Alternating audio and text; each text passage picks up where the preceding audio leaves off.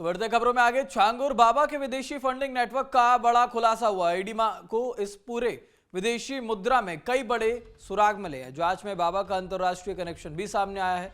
शहजाद शेख के मोबाइल से ईडी को सुराग मिला। मोबाइल से क्रोएशियन कुना करेंसी की तस्वीर मिली। छांगुर बाबा का करीबी है ये शहजाद शेख। अब तक 60 करोड़ से ज्यादा के मनी लॉन्ड्रिंग का खुलासा हो चुका है और ईडी ने अब तक 22 बैंक खातों की जांच भी की है। आपको बता दें, छांगुर बाबा यानी कि जमालुद्दीन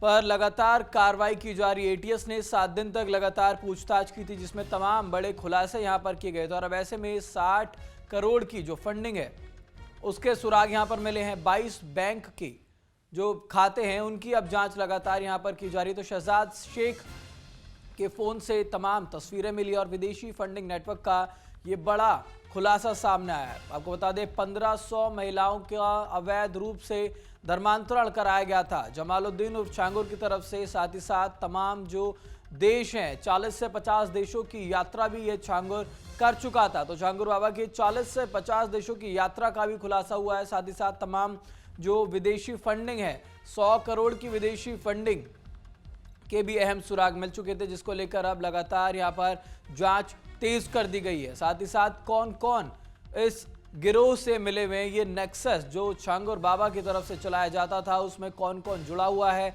इसके तार कहां तक फैले हुए हैं, इसको लेकर के यूपीएसटीएफ, एटीएस, पुलिस तमाम संयुक्त कार्रवाई कर रही है ताकि पूरे तरह से इस गिरोह का भांडाफोड़ किया जा सके और जो भी इस गिरोह के साथ मिलकर काम कर रहा था उस पर भी शिकंजा कसा जा सके।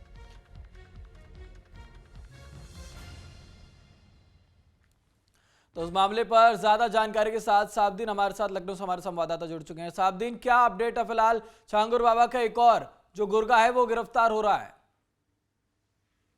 अब बिल्कुल देखिए, छांगुर बाबा का जो गुर्गा है शहजाद उर्फ गाजा।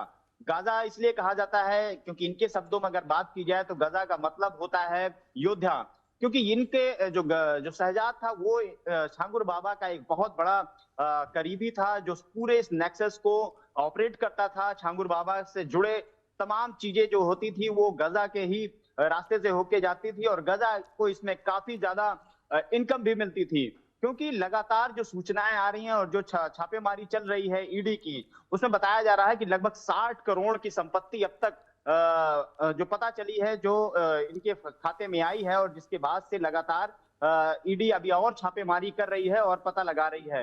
लेकिन जो इसमें इसका सबसे मुख्य करीबी है शहजाद और गजा, उसको लेकर भी जब से उसकी गिरफ्तारी हुई है उसके बाद भी तमाम राज खुल रहे हैं। लगातार एक के बाद एक विदेशी कनेक्शन से विदेशी फंडिंग से जुड़े कई दस्तावेज सामने आ रहे हैं। ईडी लगातार इसमें छापेमारी कर रही है, लगभग 1 दर्जन से ज्यादा अब तक छापेमारी कर चुकी है और काफी कुछ इस मामले में अभी निकलकर बाहर आ चुका है। जी बिल्कुल, तमाम ऐसे भी गुर्गे छांगुर बाबा के गिरफ्तार हुए हैं जिनके साथ पूछताछ भी लगातार की जा रही। तो फिलहाल क्या जो गुर्गे अब तक गिरफ्तार हुए, कल भी एक गिरफ्तार हुआ था, तो क्या पुलिस जब इनसे पूछताछ करती है, एसटीएफ जब इनसे पूछताछ करती है, तो वहां पर फिलहाल ये लोग सहयोग कर रहे हैं?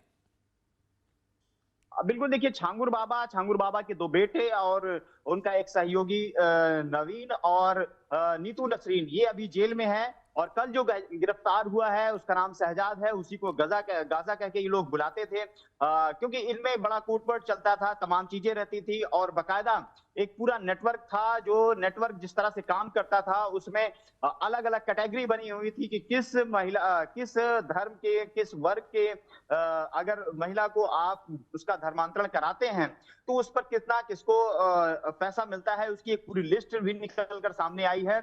और इस तरह से जो ये लिस्ट जब निकल कर सामने आई है तो उसमें कई चौंकाने वाले बात भी सामने आए हैं, जिसमें देखा जा रहा था कि एक अगर आप दलित वर्ग से किसी महिला का धर्मांतरण कराते हैं तो उसमें 1 से 2 लाख रुपए गजा को मिलते थे। और उसके बाद जब किसी ब्राह्मण समाज या क्षत्रिय समाज की महिला को अगर उसका धर्मांतरण कराते थे तो उसमें 4 से 5 लाख रुपए इसको मिलते थे।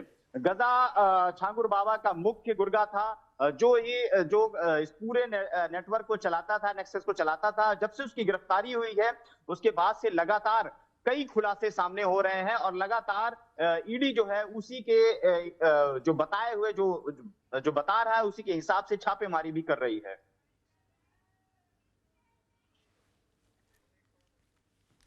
बिल्कुल, क्योंकि हम देख रहे हैं जिस प्रकार से कार्रवाई लगातार तेज हो रही है। छांगुर बाबा के तमाम ठिकाने भी है जो ध्वस्त किए जा रहे हैं, बुलडोजर कार्रवाई भी लगातार की जा रही है। तो फिलहाल अगर बात करें उत्तर प्रदेश की, तो कहां कहां पर ये बुलडोजर कार्रवाई की गई है? और देखिए फिर फिलहाल अभी बुलडोजर की कार्रवाई सिर्फ बलरामपुर में हुई है और बलरामपुर के अलावा अभी फिलहाल अभी कहीं कार्रवाई इसके बुलडोजर की नहीं हुई है।